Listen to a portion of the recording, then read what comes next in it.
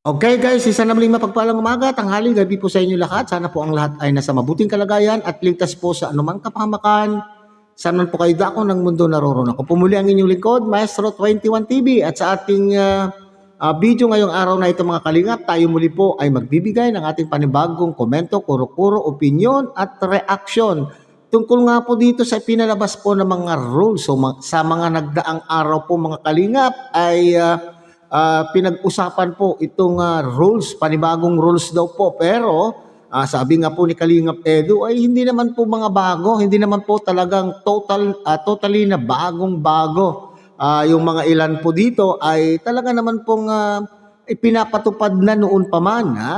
So meron pa gusto siguro, kaya nga po sigurong sinasabi na bago ay gustong i-reiterate at gustong ipapaalala sa atin. Pero mayroon naman din pong mga bago na isiningit, na idinagdag. Meron pong nilawakan po yung sakop po ng rules. So, dahil dito ay marami po tayong mga supporters. Lalo na po itong mga love team na supporters, mga kalingap, ay inaalmahan. Inaalmahan po ang mga rules at may mga nagko-komento na napakaraming rules na may naalala tuloy ako mga kalingap. May naalala ako tuloy na komento na napakaraming rules. Okay, ito yung ay naku po, aywan ko kung maalala po niya. Napakaraming rules naman daw po. Lalo na po itong rule na yung beneficiary ay hindi pwede, or yung leading lady ay hindi pwedeng magkomento sa live po ng kanyang pong leading man. Yan. So maraming umalma po dyan mga kalingap kasi alam nyo, kapag ang leading lady or ang isang kalingap angel ay nagkomento o bumisita doon sa kanya pong leading man, bukod po doon sa nakakadagdag po ng views, nakakadagdag din po ng kilig. Di po ba? Nakakadagdag ng kilig at itong nakakahikayat po ng marami ding views o viewers dahil gusto po nilang makita talaga, gusto po din nilang makibahagi doon sa kilig na nakikita po nila doon sa live ng isang leading man. Pero wala tayong magawa mga kalingap dahil yan po yung rules na gusto po nilang ipatupad. So, ngayon mga kalingap, dahil po dito sa rules na ito, ay nakapagbigay na rin po ng, nagsalita na rin po itong si Kuya Bal. Nagbigay na rin po yung kanya pong reaction tungkol po sa rule na gustong ipatupad po ni Kalingap Rab. So yan po yung ating pinakapaksa ngayong araw na ito mga kalingap. So bago po yan, tayo muna po ay magbibigay pugay sa ama at founder po ng Kalingap, Kuya Bal Santos Matubang.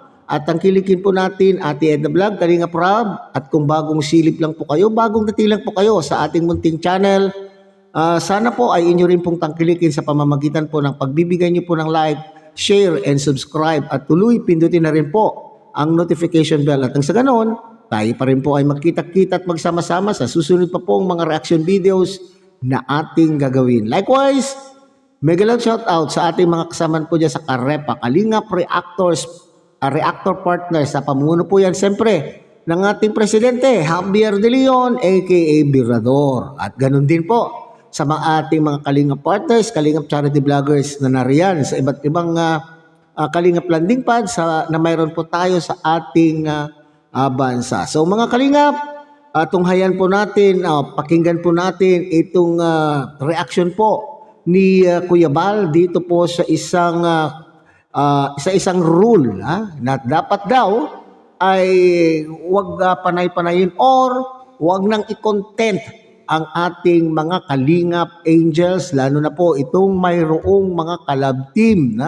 So for that matter, pangkalahatan, hindi lamang po yung may kalab team, pero lahat po ng na-endorse ng mga Kalingap Angel. Halimbawa, may iba po ang naka-scout. Ang mga angels na ito ay pag in-endorse na po ninyo kay Kalingap Rab as a Kalingap Angel, wag na daw po, hindi na din daw po pwedeng i-content ng scouter. Kasi in-endorse na po ninyo yung inyo pong na-scout. Okay?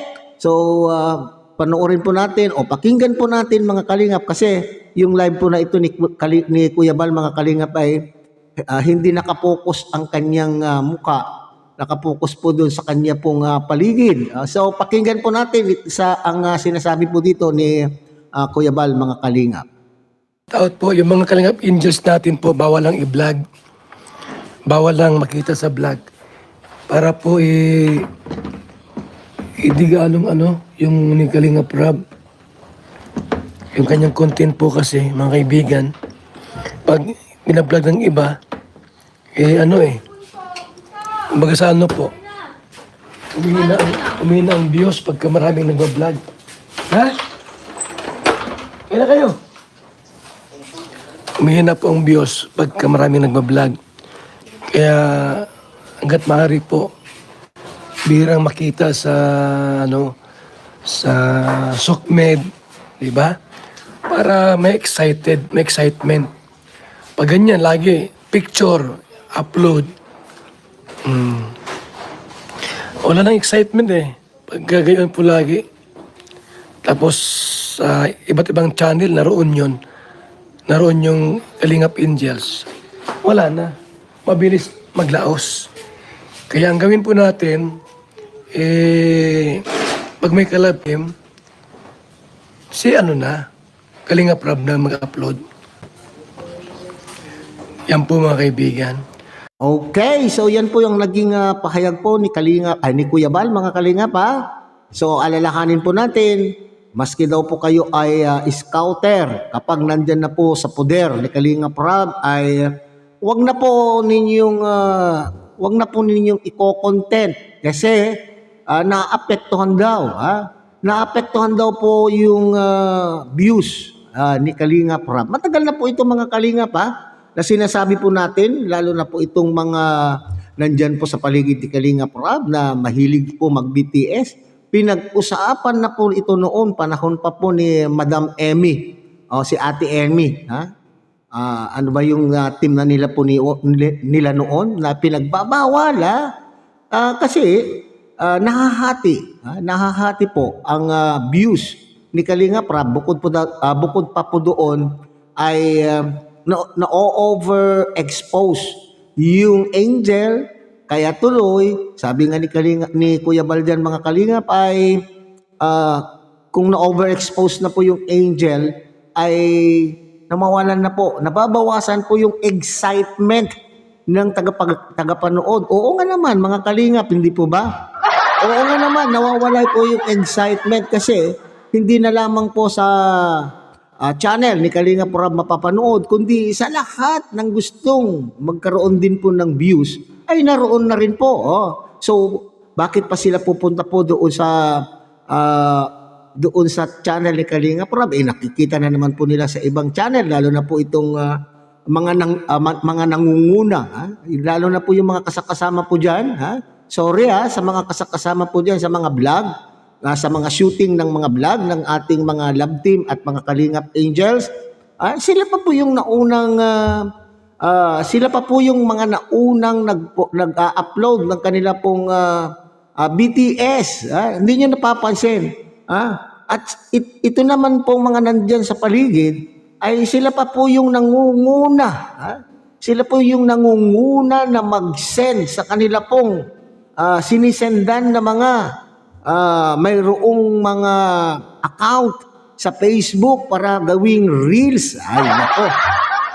Matagal ng issue ito. Dapat ito rin po yung ating i-highlights po nila na kinakailangan mawala mga kalingap. Yung mga kalingap, yung mga tao na kinausap ng ating mga sponsor, mga fanatics, nakuhanan sila ng mga maiikling video clip at saka naman isinisend po sa kanila. Sabi po nila, according sa ating mga naririnig-rinig, ay may katumbas daw po ito. Alam nyo na mga kalingap, may katumbas daw po ito na halaga. Iwan natin kung totoo o hindi. Pero pinag-uusapan natin na yan noon pa man, mga kalingap. Okay? Okay, so para mas maliwanag po mga kalingap, ay meron po tayong kinuhang rules. print rules. Kinuha po natin po ito sa upload po ni July Paunil. Mr. July Paunil, paggamit po itong inyo pong ginamit din po sa inyong upload kanina ay paggamit po. Okay, so ito po for Kalingap Vlogger. Okay, ito daw po yung rule for the Kalingap Vlogger. Number 1, no BTS. Alam po na natin yan, nadidiscuss na yan parating, no BTS.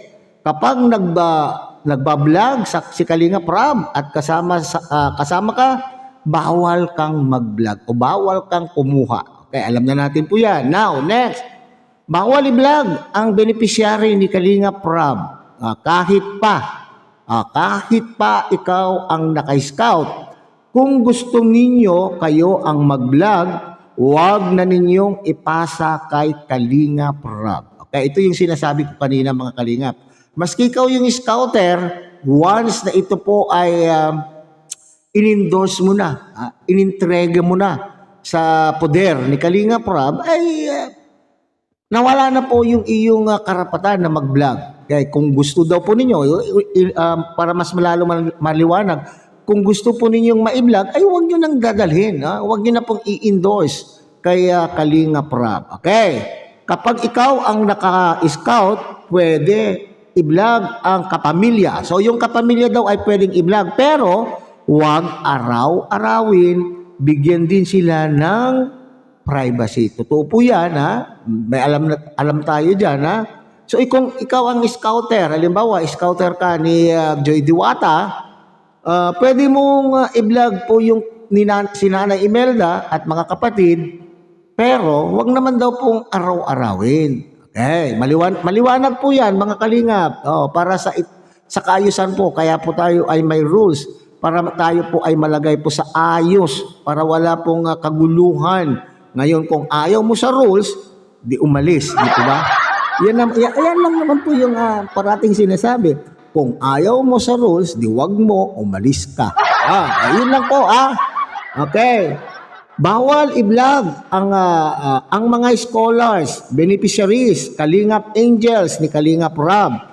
Pero kapag event gaya ng birthday party, debut, Kalingap Ball, ribbon cutting, etc., pwede silang mahagip o matutukan ng video basta wag lang mauunang mag-upload. Halimbawa, kumukuha ka, hindi naman ang talagang gusto mong kuhanan ay yung Kalingap Angel, halimbawa, ay nahagip ng iyong camera, pwede naman daw po.